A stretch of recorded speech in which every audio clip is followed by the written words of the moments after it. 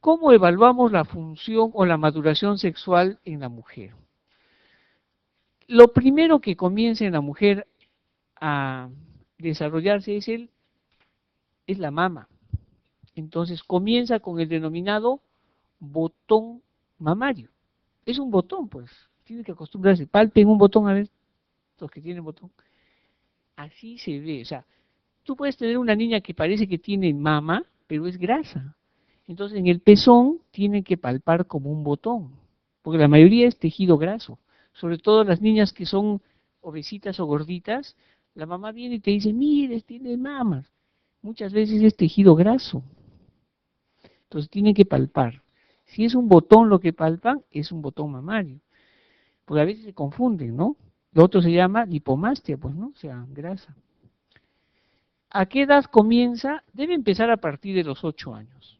El botón mamario, cuando ustedes lo palpen, desde el punto de vista de Tanner, ustedes saben que Tanner en 1962 todavía ha descrito su tabla para maduración sexual.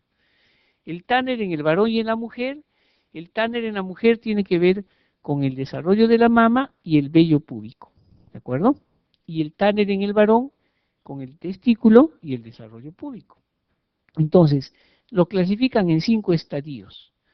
Vamos a decir Tanner 1 en la mujer cuando no hay botón mamario, ¿de acuerdo? O sea, pueden palpar si quieren grasa, pero no hay el botón.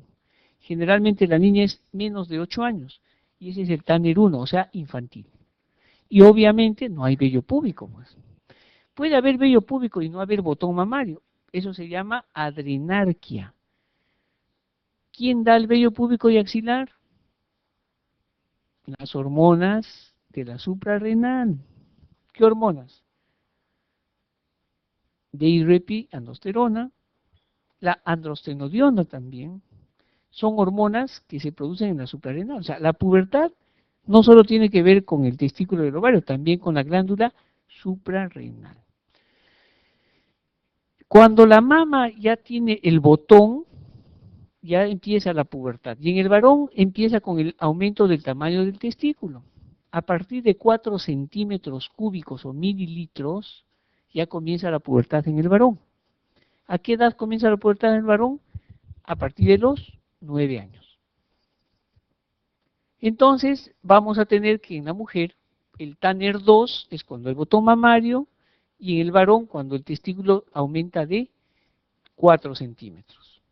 El Tanner 3 es cuando en la mujer ya la mama ya no es solamente el botón mamario, empieza a crecer no solamente el botón, sino el tejido mamario.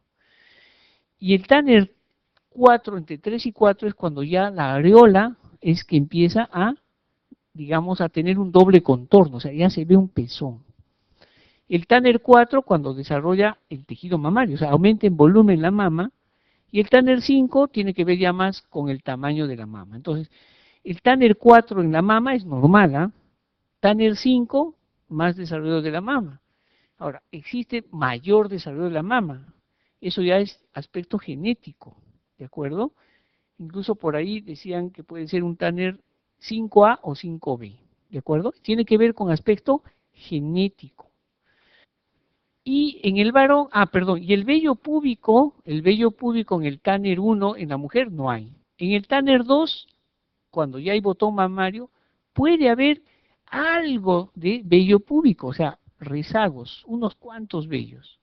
En el Tanner 3 aumenta el vello púbico, el Tanner 4 ya la característica en la mujer, ¿no es cierto? En la mujer toma una característica que es un triángulo al revés, y en el varón ya es romboidal, ¿no?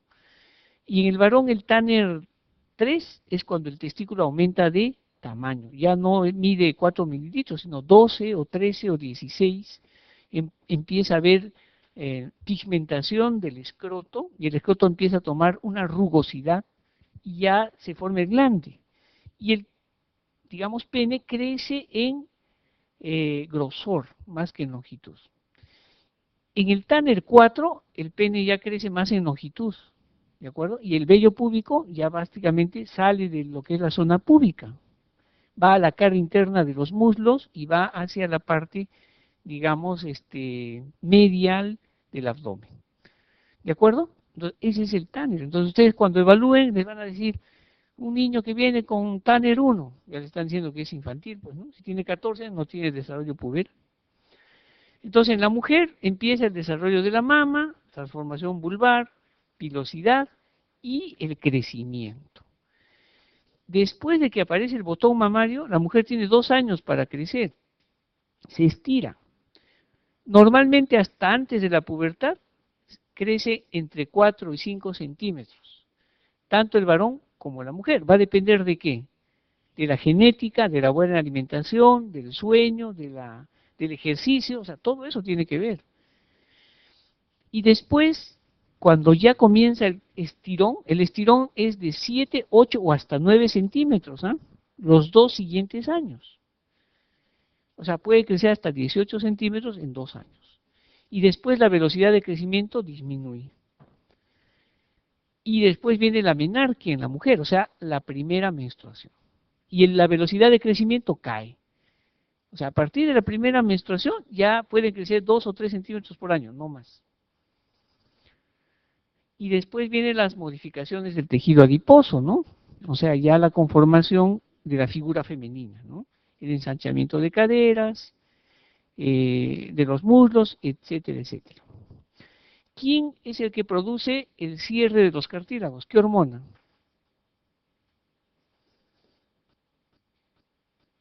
¿Cuál? En los estrógenos, claro. El estradiol es el que cierra los cartílagos, tanto en varones como en mujeres. Recuerden que en los varones también se produce estrógeno. En el varón ya habíamos dicho, igualito, ¿no? Pero el varón demora en acelerar, o sea, el sprung en el varón es más tardío. En este gráfico lo pueden ver, ¿no? Acá está. Acá tenemos en el caso de la mujer y en el caso del varón. Esto es el Tanner, ¿ah? Tanner 2, ya empieza. El Tanner 1, esto quiere decir mama. La mama o el botón empieza Tanner 2, Tanner 5, el vello púbico hasta los 14 años, ¿no? Puede empezar a los 7 años, ¿ah? O sea, también no es que esté mal. Este gráfico es americano, ¿no? Los americanos empiezan pues a veces a los 7, pero a nivel internacional ya se ha mencionado que es a partir de los 8 años. Y en el varón, miren, en la mujer entre los 9 años es que aumenta la máxima talla. 9, 10, después va decayendo. En cambio en el varón puede ser a los 10 años, ¿no? Y hasta los 17, el varón puede crecer hasta los 17 años. Y el volumen testicular, 10, 13 mililitros hasta 18, 20, 25. O sea, el varón podría crecer hasta los 17 años. Ahora, hay algunos que se retrasan en la pubertad. No quiere decir que sea anormal. Eso se llama pubertad retrasada. Y hay variantes, ¿no? El abuelito, después de los 15, 16 años, recién creció. El papá igual, ¿no? Terminó el colegio y era uno de los más bajos. Después de años lo vuelves a ver y es uno de los más altos. Puede pasar eso también. Son pubertad retardada. ¿Cuál es lo patológico? Si ustedes tienen una mujer o una niña de 14 años y no tiene mamas, eso ya es patológico. Eso es un hipogonadismo prepuberal. ¿Algo ha pasado? ¿Cómo es posible que a los 14 años no tenga desarrollo mamario? Si tiene desarrollo mamario y tiene 16 años y no ha menstruado, también es algo que hay que investigar. ¿De acuerdo?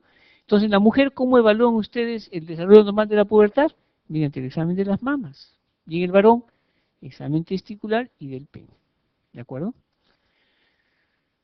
Vamos a ver ahora otra hormona, que es la hormona antidiurética. Esta hormona antidiurética, como ustedes van a ver, se sintetiza en el hipotálamo. ¿En qué núcleos? Supraóptico y paraventricular. Y se almacena en la hipófisis posterior.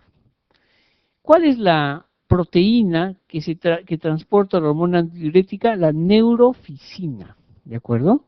A veces puede haber deficiencia de la neurofisina, entonces no hay transporte de hormona antidiurética y no necesariamente es un problema de secreción. Se libera en pulsos y la vida media es de 15 a 20 minutos. Una cosa es la vida media y otra es el tiempo de acción de una hormona. La vida media es la forma que nosotros podemos detectarla, que podemos dosarla. Por ejemplo, la vida media de la insulina es 5 minutos, pero la acción de la insulina, dependiendo del tipo de insulina, si es que colocamos insulina, puede durar hasta 36 horas. Ahora va a venir la insulina una vez por semana, ya va a venir al mercado. Una sola vez la insulina que dura una semana. Ya está, ya pasó la fase 3 de investigación. Entonces, los niveles normales de la hormona antidiurética, si es que los dosamos, normal debe ser menos de 4 picogramos por mililitro. ¿Y qué cosa es la hormona antidiurética y qué acción tiene? Fundamentalmente tiene acción renal, como su nombre lo dice, antidiurética. Si no hubiera esta hormona, todo el día estaríamos orinando. Entonces, ¿cómo actúa esta hormona antidiurética? Actúa en el túbulo colector, pero en el túbulo contorneado distal del riñón. Este gráfico parece complicado, ¿no? Pero no es tan complicado si lo revisamos. Aquí tenemos a la hormona, que es la arginina vasopresina, la hormona antidiurética, se va a ligar a un receptor. Miren, el receptor al que se liga es el receptor tipo 2. Hay dos tipos de receptores, el 1 y el 2. El 1 se divide en dos, el 1A y el 1B. Entonces, el receptor B, ¿se acuerdan que habíamos dicho que hay primer mensajero, segundo mensajero? Entonces, mire, a través de su receptor, esta hormona es transportada por una proteína y se une al receptor. El segundo mensajero es la proteína G. ¿Ven o no acá? Esta es la proteína G, el segundo mensajero. ¿Cómo actúa? Actúa a través de el AMP cíclico. Se une al denominado AMP cíclico a través de una enzima que es la adenilciclasa. Y esta lo que va a hacer es producir esta proteínquinasa que va a formar, miren, estas acuaporinas son canales de agua. Es como si ustedes han visto acá en el Paseo de las Aguas, cuando ponen las aguas que van de un lado para otro y ustedes cruzan, ¿se han dado cuenta o no? Cuando prenden, cruzan pues las aguas y es como un túnel de agua. Es igualito, es lo mismo. Entonces ustedes van a ver que el agua es transportada mediante este túnel. Se denominan acuaporinas para transportar el agua. ¿Hacia dónde? Hacia el túbulo colector para reabsorber la orina. ¿Saben cuánto de orina producimos al día? 180 litros. ¿Y cuánto es lo que eliminamos? 1 a 2 litros. Entonces tiene que ver la hormona antidiurética, porque si no, imagínense, todo el día orinaríamos y nos secaríamos, nos deshidrataríamos, moriríamos. Recuerden que nuestro cuerpo es agua, 60% de nuestro cuerpo es agua. Por eso el medio interno es importante.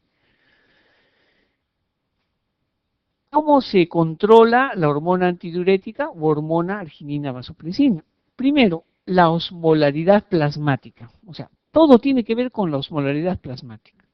¿Por qué? Porque existen receptores en el hipotálamo. ¿De acuerdo? Hay receptores en el hipotálamo. Y al hipotálamo llega la circulación. Entonces, la circulación tenemos esos receptores. Cuando existe una deshidratación de la célula, ¿cómo ustedes pueden saber si se deshidrata la célula? ¿Hay alguna forma clínica de saber? Porque una cosa es que esté chocado, sino del pliegue, ¿no es cierto? Esa es una deshidratación intravascular, fuera de la célula. En los diabéticos que se deshidratan por una, digamos, diuresis osmótica, que pueden perder hasta 10 litros de orina, de agua, tú le tomas la presión, 120/80, puede estar taquicárdico, pero a veces no tienen taquicardia. Tienen signo de pliegue, salvo que estén premortem, sí, ¿no? Pero si no, le hacen sacar la lengua. Y si la lengua está blanca, esa es una deshidratación intracelular. Ya les está diciendo indirectamente que ese paciente está deshidratado intracelularmente. Cuando hay deshidratación intracelular, y miren, no ha variado mucho la osmolaridad, ¿cuál es el valor de la osmolaridad normal? 2,85, 2,95, ¿sí o no? Pero miren, apenas ha bajado un poquito, ¿sí o no? Ha bajado apenas la osmolaridad. Es muy sensible, por eso, lo que es la hormona antidiurética. Si baja un poco la osmolaridad, siendo más de 280, pero menos de 284, apenas ha cambiado 1%, ya se secreta y se libera hormona antidiurética, porque ya está detectando, ¿no es cierto?, los receptores hipotalámicos. Y como se libera, entonces va a haber absorción de agua, porque ya hay deshidratación dentro de la célula. ¿Qué otros factores estimulan la secreción de la hormona antidiurética? Los estrógenos, la progesterona, los opioides, la nicotina. Todos estos factores hacen que se reabsorba, ¿no es cierto?, la orina. ¿Y cuáles inhiben la secreción? El alcohol. Pues cuando toman mucho, acá ahora toman al baño, ¿no? Pues no hay hormona antidiurética, pues entonces hay una diuresis mayor. Y el factor atrial natriurético. Les mencionaba que hay dos tipos de receptores, el receptor tipo 1 y tipo 2. Miren ustedes qué hacen los receptores de la vasopresina. Recuerden que el tipo 2 es el que actúa, y este es importante para lo que va a ser diabetes insípida, ¿no? ¿Cómo actúa la hormona vasopresina o la hormona antidiurética? Incrementa el AMP cíclico. Ese es su mecanismo de acción. No es que produce acuaporinas, que se absorbe el agua. No, no, no, no. Les van a preguntar eso. Esto es fisiología. Incrementa el AMP cíclico e interacciona con la enzima de milciclasa, fosforila las acuaporinas y forma los canales apicales de agua. Eso es lo que hace. Recuerden, acá está. Incrementa el AMP cíclico a través de la adenilciclasa, forma la proteinquinasa, fosforila proteínas, y esas proteínas van a subir y forma los canales de agua. ¿De acuerdo?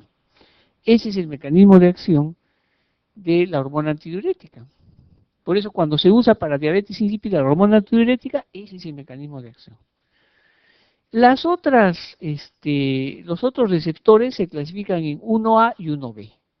Por ejemplo, miren, tiene efectos de vasoconstricción, la hormona antidiurética, donde en el músculo liso, en el riñón, en el miometrio, la vejiga, adipocitos, hepatocitos, plaquetas, vaso y testículos. Ahí también actúan. Por eso es que, recuerden ustedes, en el miometrio no se usa la vasopresina para vasoconstricción, después de un parto, por ejemplo, ¿se usa o no? Para contracción también. Y el segundo receptor está en la hipófisis, miren, en la hipófisis y media la producción de ACTH.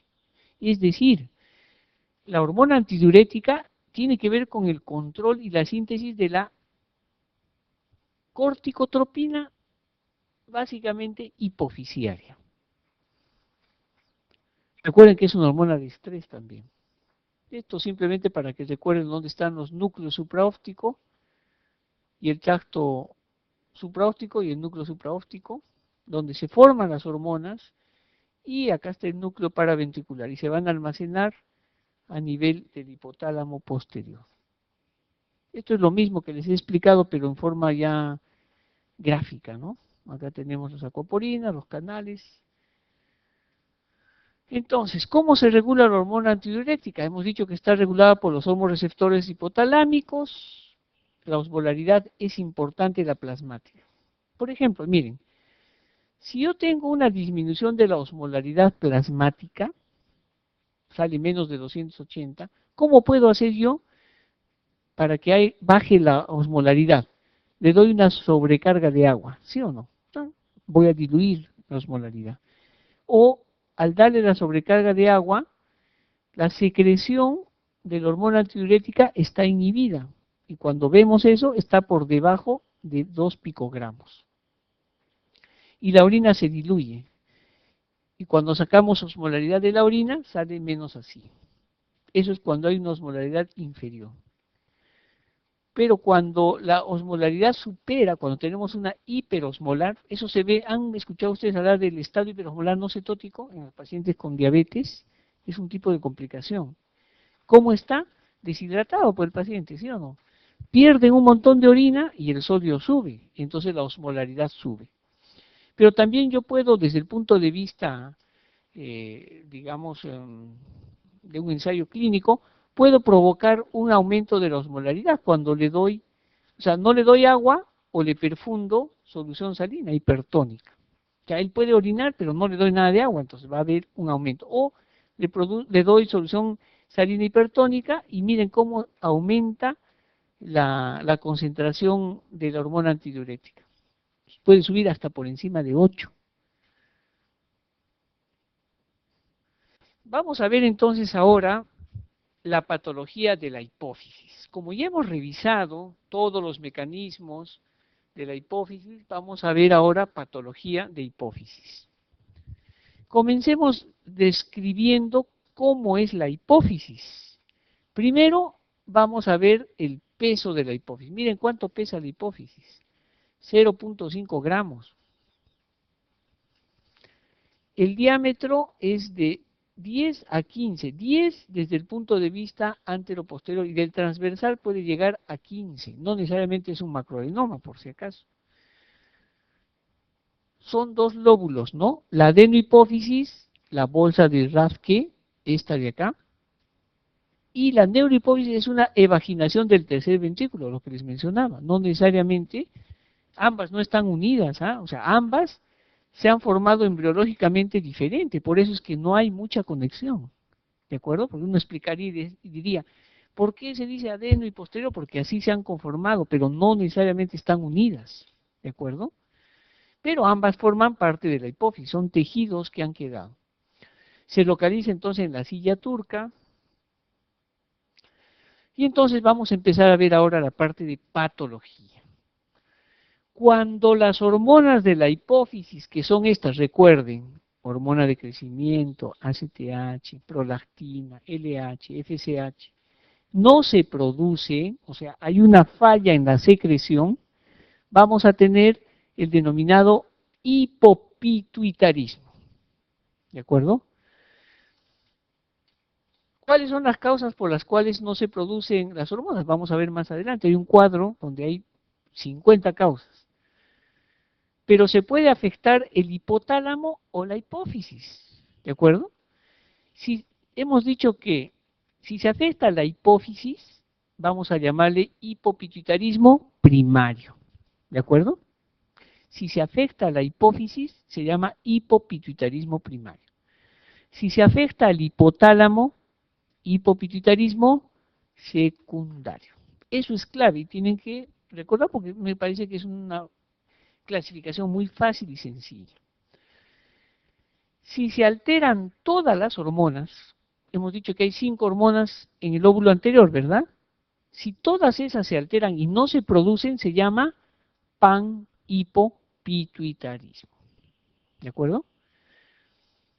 Pero, si no las 5, sino 2 o 4 se alteran, se llama hipopituitarismo parcial. ¿Qué pasa si solamente una de las hormonas en la hipófisis deja de producirse? Si se deja de producir una de las hormonas, si es la TSH, entonces se llama hipotiroidismo secundario. ¿De acuerdo? Si es la TSH la única hormona que se deja de producir, se llama hipotiroidismo secundario, porque si no hay TSH, no va a haber T3 y T4. Si se deja de producir la ACTH, se llama insuficiencia suprarrenal secundaria. Si se deja de producir la FSH y la LH, las dos juntas, ¿cómo se llamará? Hipogonadismo secundario. Hipogonadismo secundario. Si se deja de producir la hormona de crecimiento, se llamará deficiencia de la hormona de crecimiento. Y obviamente, ¿cómo va a estar la persona? Con talla baja, ¿no es cierto?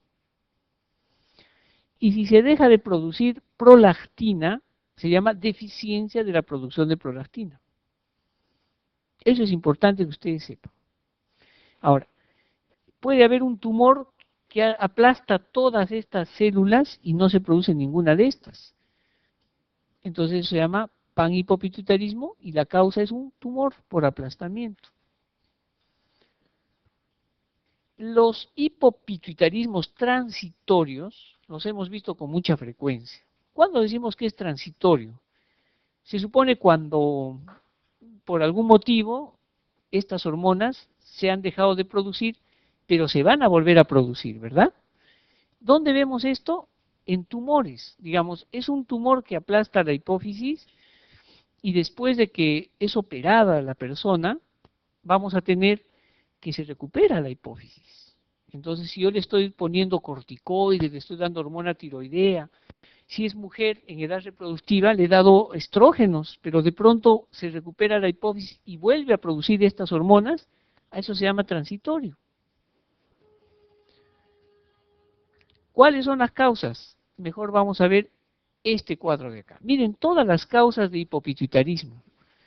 Les había comentado que es mejor diferenciar y definir el hipopituitarismo de acuerdo a la zona donde está la deficiencia de las hormonas.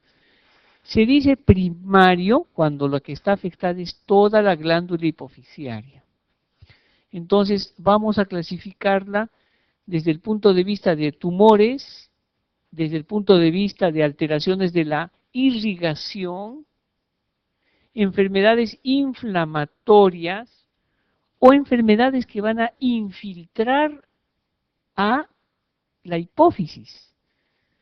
Las enfermedades que infiltran a la hipófisis, como ustedes van a ver acá, miren, son hemocromatosis, histiocitosis de tipo de células de Langerhans o enfermedad de Hans-Schüller-Christian. Es rara esta enfermedad. Nosotros en el hospital, en los 10 años, 11 años, tenemos 3 casos. El primer caso era una persona joven, ya de hace 20 años, más o menos, que llega a la emergencia con hipopituitarismo, pero también alteraciones neurológicas. Le toman una resonancia y encuentran una sustancia blanca en la hipófisis. No parecía un tumor, ¿ah? Entonces este paciente entra y le hacen una biopsia, los de neurocirugía, y encuentran que la patología dice que es un tipo de histiocitosis. Es como una neoplasia. El tratamiento tiene que ser con quimioterapia. El segundo caso era de una niña que llegó a pediatría, que tenía diabetes insípida, talla baja. Tenía 7 años, pero ustedes la veían, parece que tuviera 5 años. Pero ¿qué es lo característico de esta niña? Que cuando le toman una radiografía de silla turca, ¿ustedes han visto la trepanación que hacían antes los antiguos peruanos? Había agujeros en su cráneo. O sea, la histiocitosis había infiltrado el hueso. Le hicieron una biopsia porque tenía una lesión a nivel temporal y salió histiocitosis. Y el último caso es un paciente varón que llega al hospital porque no podía tener hijos, ya había tenido un compromiso anterior y tenía una nueva pareja.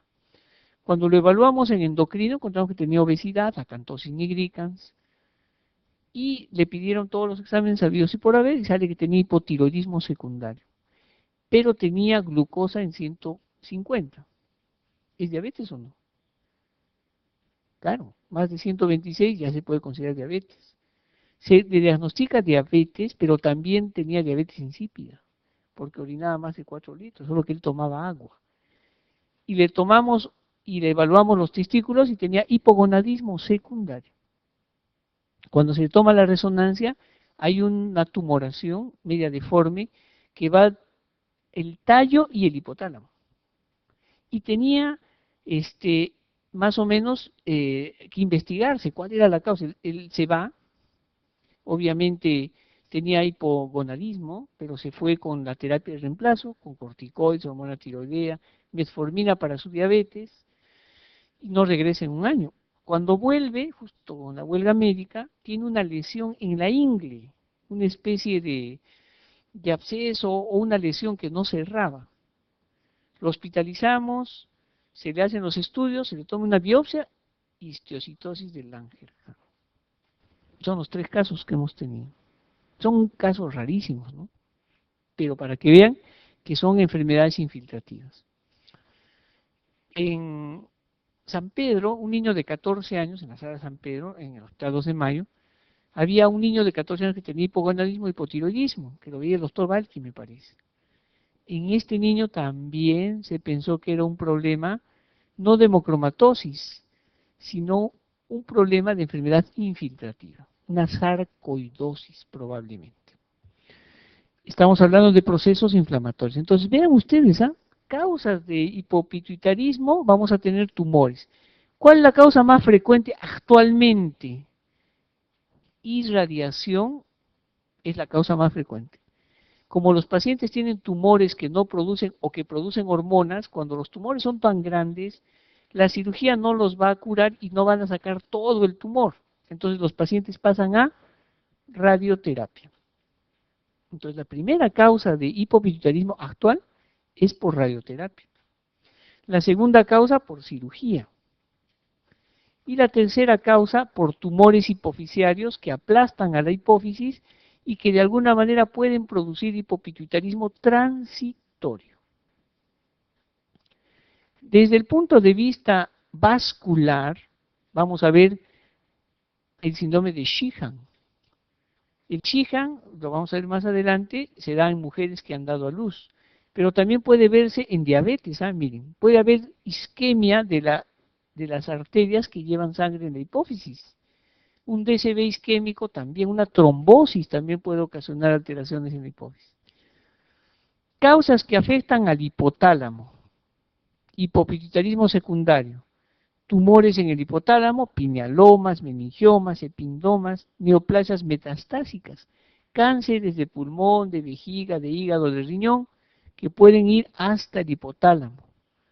Procesos inflamatorios, les dije la sarcoidosis, traumatismos, una fractura de la base del cráneo puede producir traumatismo, entonces el paciente hace hipopituitarismo secundario y se muere al toque. ¿Por qué? Porque lo primero que no hay es la ACTH. Además es una sección, imagínense, una sección del tallo. Deficiencia de hormonas hipotalámicas aisladas o múltiples. El síndrome de Kallmann, ¿han escuchado hablar? El síndrome de Kallmann es un problema de nacimiento. Se escribe K-A-L-L-M-A-N,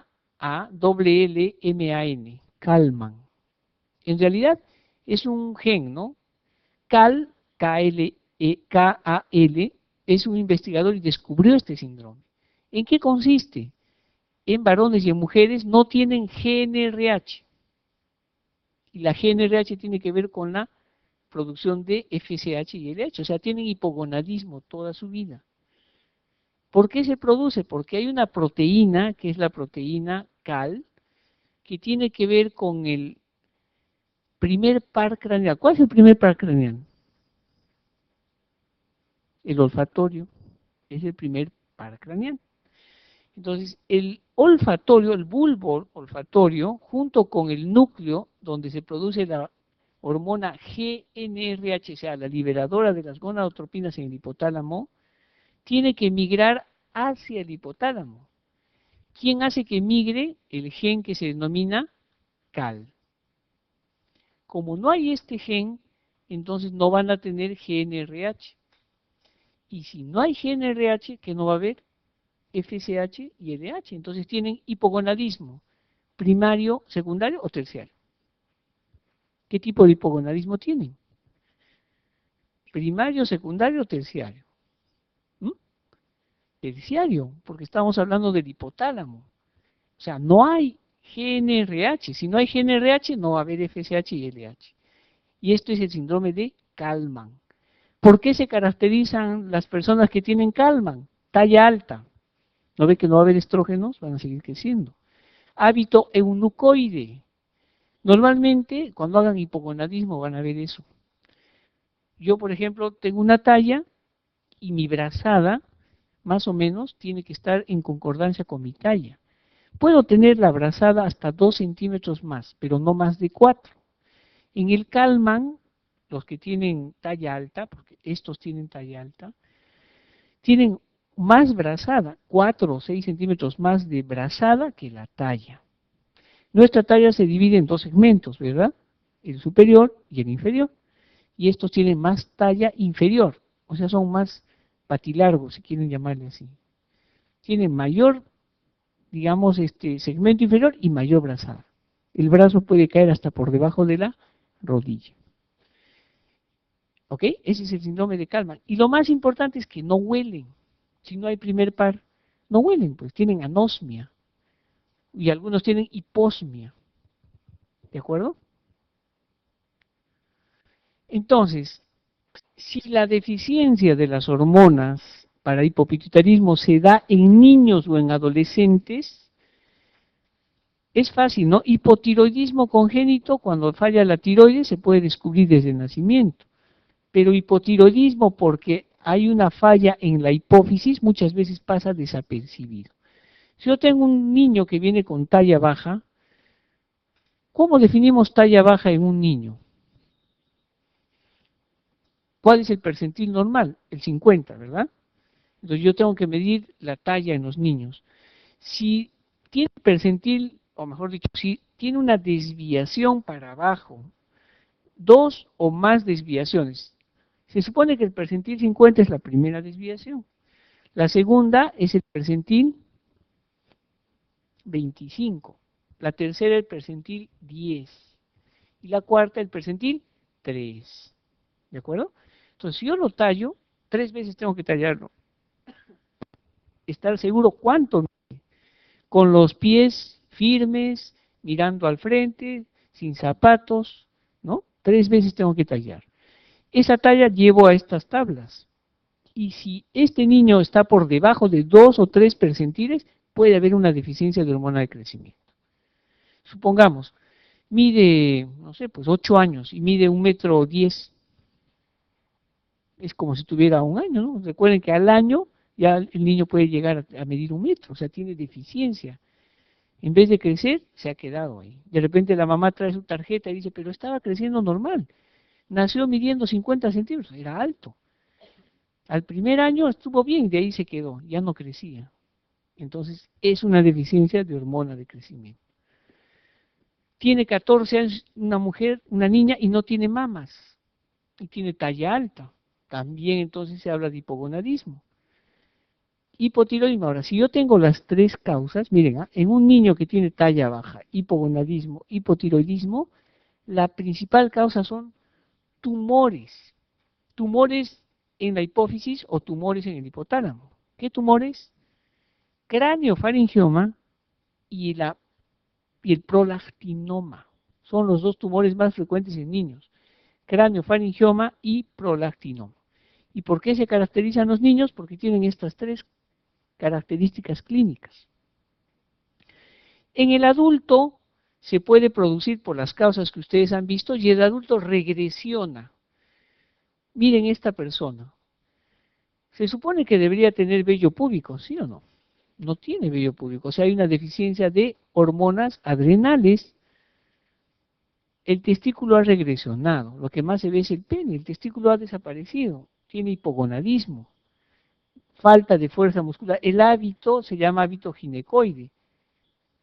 No parece que haya ensanchamiento. En el varón siempre por la testosterona hay ensanchamiento de los hombros, o sea, hay más caja muscular. Claro, algunos ya pasando la edad tienen más abdomen, ¿no? Es otra cosa. Pero lo usual es que tenga más masa muscular. Y este paciente tiene hipopigmentación también. Esta es una paciente que tiene Sheehan, una mujer que ha tenido una hemorragia antes del parto, durante el parto o después del parto. Generalmente terminan en histerectomía y muchas veces han tenido shock hipovolémico, les han tenido que poner sangre. Y lo más importante es que nunca dieron de lactar. No dio de lactar, no salía leche, pero no le estimuló. Sí, le estimulé, no salía leche. ¿Por qué? Porque se supone que justo cuando se va a dar el parto, las células que más hay son las células lactótropas que producen prolactina. Y si hay un infarto, se mueren todas esas células. Entonces no hay secreción. ¿De acuerdo? Eso es lo característico. Y es más, nunca más volvieron a menstruar. El segundo eje que se altera. El primer eje es la prolactina, el segundo es el eje gonadal. Después viene el eje de la hormona de crecimiento. Se arrugan. ¿Ah? ¿Cuántos años creen que tenía esta persona? ¿70 años? 50. 50 años. Solo que hace 27 años fue su último parto. Y como nadie, ella dijo, bueno, tengo 4 hijos, ya no arreglo, mejor, pues, ¿no? ya no tengo que volverme a embarazar, feliz porque no se embarazaba. Pero esta persona, miren, 27 años después llega a la emergencia con una crisis suprarrenal. Entra a la emergencia con hipotensión arterial sostenida, 7,4 de presión arterial, pero despierta conversando.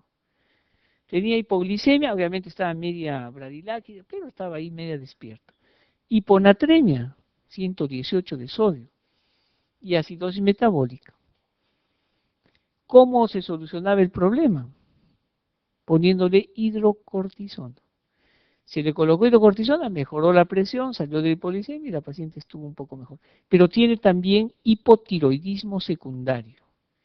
Tiene hipogonadismo secundario. Cuando le examinamos las mamas en una mujer de 50 años no tienen por qué estar flácidas. Parecían las mamas de una persona de 70 años posmenopáusica, 20 años.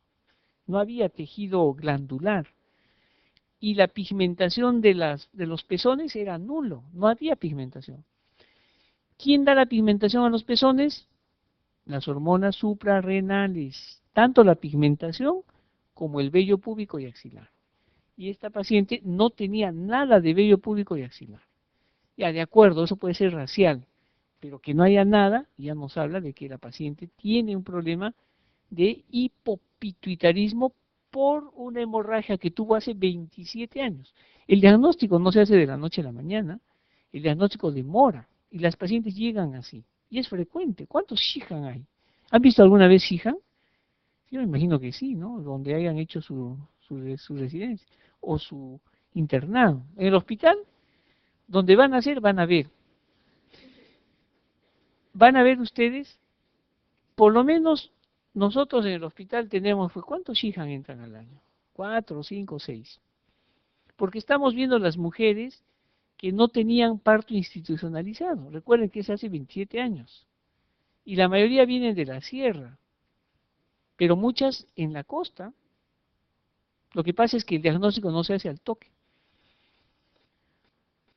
La apoplejía. Si hay otra enfermedad que es frecuente, es la apoplejía.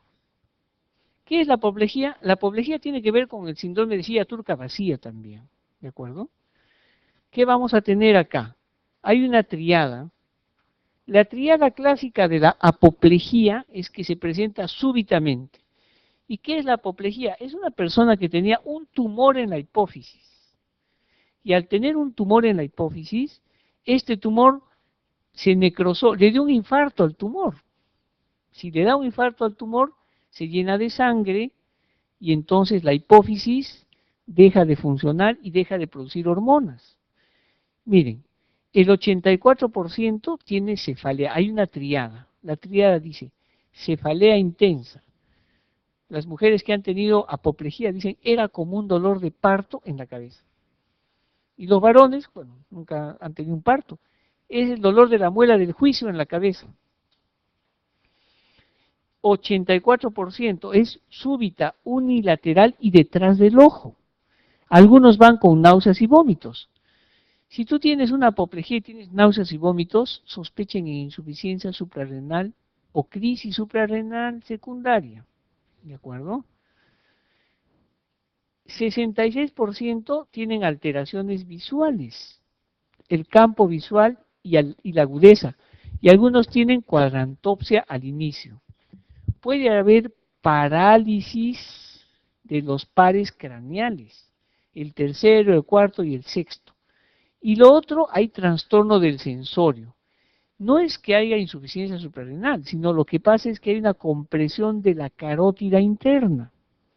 Entonces tenemos lipotimia, cefalea intensa y alteraciones visuales. Les toman una tomografía y sale ahí en la tomografía sangrado en el tumor. Muchos de estos terminan en silla turca vacía. La hipófisis se aplasta y entra líquido cefalorraquídeo. Y el diagnóstico se hace después de tiempo porque tienen hipopituitarismo. Entonces, miren, el 81% tiene alteraciones hormonales, la mayoría tienen insuficiencia gonadotrópica, es decir, no hay FSH y no hay LH. Insuficiencia suprarrenal de ACTH secundaria, el 76%. Y miren, diabetes insípida, 8% pueden hacer diabetes insípida. La pregunta sería entonces, después de una apoplejía, ¿hay alguna hormona que me va a decir que este hipopituitarismo es transitorio y con el tiempo se va a recuperar la hipófisis? Sí. ¿Cuál es esa? La prolactina. Si yo doso la prolactina y todas están, obviamente el valor de la prolactina normal es de 8 a 18 en varones y en mujeres es de 8 a 25. ¿De acuerdo? Pero miren, basta con que esté más de 3.5 nanogramos, yo puedo decir, esta persona probablemente se recupere. Hemos visto algunos pacientes que han entrado al hospital a operarse de tumores hipoficiarios grandes, extensos, que han hecho apoplejía. Y los pacientes salieron de la cirugía y les he tenido que poner testosterona, les he dado su prednisona, su levotiroxina, si eran mujeres, sus hormonas, progesterona, estrógenos. Y en el seguimiento, porque venían cada 2, cada 3 meses, ya no era necesario, ¿no? Les daba hormona tiroidea, se estaban yendo al hipertiroidismo, les iba quitando la hormona tiroidea. Los estaba volviendo Cushing, tenía que bajar el cortisol e ir quitándole poco a poco. Ya no era necesario darles las hormonas porque ya estaban arreglando. En el caso del varón ya tenía líbido. Le suspendí todo y cuando fui a ver si tenían prolactina, muchos tenían más de 3.5. O sea, por eso es importante cuando se van a operar estos pacientes pedirles todas las hormonas. No hay que escatimar, digamos, y decir, no, ¿esta para qué? Al neurocirujano no le es útil, pero a mí sí para el seguimiento. Entonces, el diagnóstico de hipopituitarismo lo podemos hacer, como ven ustedes acá, dosando las hormonas, pues las hormonas que se producen en la hipófisis y las hormonas que se producen a nivel periférico. Acá les he puesto este cuadro para que ustedes sepan distinguir cuando hablamos de un hipotiroidismo primario, cuando de un hipotiroidismo secundario. En ambos casos la T4 está disminuida. En el primario puede estar normal, pero la TSH nos habla de la función de la hipófisis. En el secundario puede estar normal la TSH o disminuida, pero con T4 siempre disminuida. La suprarrenal van a ver que la ACTH está, si el cortisol baja, no tiene por qué estar normal la ACTH, si está bien la hipófisis, tiene que estar alto el ACTH. O sea, el hecho de que encuentren ACTH, o sea, no le pidan solo ACTH, no pedimos ACTH, es caro el ACTH, muy pocos dosan ACTH, pidan un cortisol, es más fidedigno. Si queremos ver la función ovárica, pues la mujer va a tener amenorrea, no va a tener menstruación. Pídale entonces FSH y LH en el caso de la mujer. No le pidan estradiol porque es inespecífico.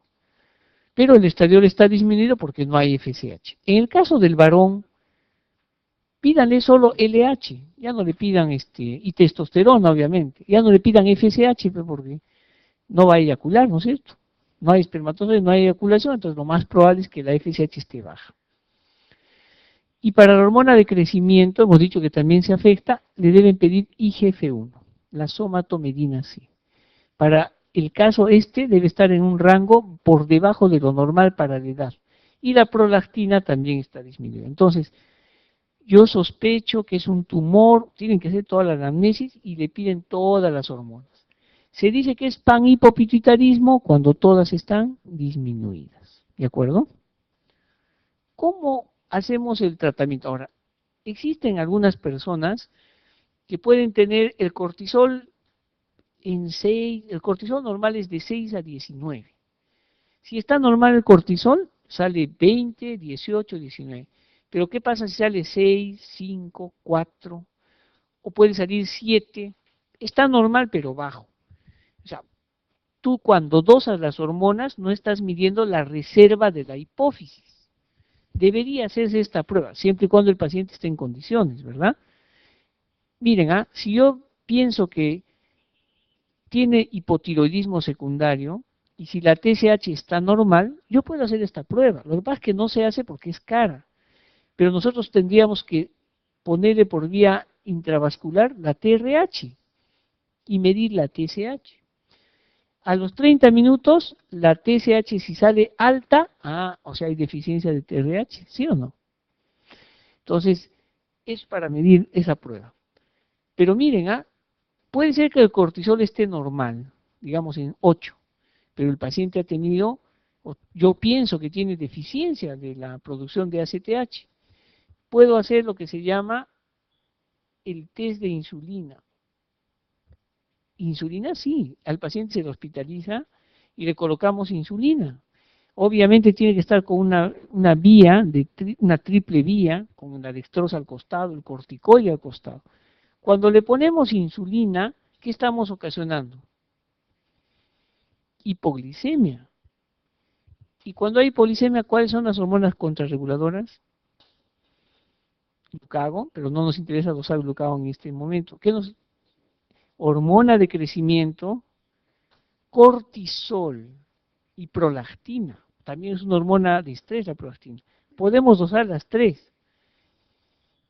Normalmente, si la persona no tiene hipopituitarismo latente, supongan que es una persona que vive en la punta del cerro y no va a venir en 6 meses, yo tengo que estar seguro que no tiene esto, porque cuando le dé su hipopituitarismo donde esté, se va a morir. Tengo que estar seguro para decirle, sabes que llévate todas tus pastillas y tómalas, ¿no?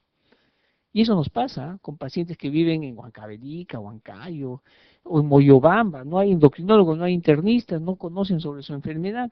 Tienen que irse ellos llevando sus pastillas y bien concientizados con una placa, así como tienen una plaquita, ¿no? Donde dice, tengo hipopituitarismo, si me encuentras tirada en el suelo, pongo hidrocortisona. En serio, ¿ah? Yo les hago poner eso a las pacientes. ¿Quieres que no le pase nada? Cuando la encuentren así, hidrocortisona urgente, si no se mueren. Entonces, miren, ¿qué pasa? Si está normal, cuando la glucosa va a disminuir, miren, la glucosa está bajando porque le hemos puesto insulina. Si sube el cortisol sube y sube la hormona de crecimiento, entonces está indemne, ¿no? La hipófisis está bien. Cuando hay hipopituitarismo escondido, miren cómo no sube. No hay cortisol porque no hay ACTH y no hay hormona de crecimiento. Entonces hay que dar tratamiento. Entonces el tratamiento del hipopituitarismo depende de la causa. Hay que monitorear hemodinámicamente electrolitos, clave, ¿no? Sodio, potasio, corticoides a dosis altas.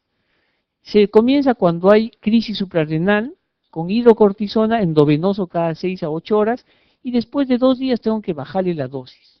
Usualmente se baja 50 miligramos cada día. Si le puse 300, al segundo día le voy a poner 250, al tercer día 200 y así voy bajando, ¿no? Puedo bajar a 100 y al final, después de una semana, si está todo bien, se queda con vía oral. Ya no le doy hidrocortisona, le daré prednisona. Es quirúrgico en la mayoría de los pacientes con tumores o con compresión. El paciente tiene un tremendo tumor y tiene hipopituitarismo, tengo que ponerle la hidrocortisona, no quitarle ni suspenderle, le tendré que dar hormona tiroidea si es que es necesario, si está hipotiroideo puede hacer hasta coma mixedematoso. Si tienen hipotiroidismo y el paciente no es para cirugía, primero le pongo la hidrocortisona y puedo esperar 2 días después de que ya esté bien con el corticoide, salvo que no esté con un mixedema o un hipotiroidismo severo. Si es mayor, una persona más de 65 años que tenga problema cardiovascular, se comienza con 25 microgramos de levotiroxina, no con 50. Si es una persona joven, sin problema cardiovascular, después del corticoide, 2 días después, comenzamos con 50 de levotiroxina. Si el paciente está casi en coma mixedematoso y es urgente tratar su hipotiroidismo, podemos empezar con 100 microgramos. Y después veremos, ¿no? Si tiene hipogonadismo y es varón, en edad reproductiva, le damos testosterona. Lo que usamos se llama enantato de testosterona. Son ampollas que se colocan por vía intramuscular. Vienen de 250 miligramos. El nombre comercial, testovirón, con V. Testovirón. Y si es mujer en edad reproductiva, hay que darle estrógenos con progesterona.